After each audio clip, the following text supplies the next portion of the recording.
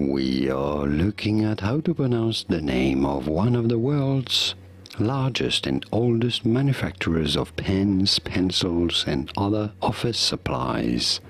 So how do you go about pronouncing this? In English, this is usually often said as Faber-Castell, but this is not really correct. You must know that this company, is headquartered in Stein, Germany. Therefore, this is a German brand. In German, it is pronounced as Faber-Castell. Faber-Castell.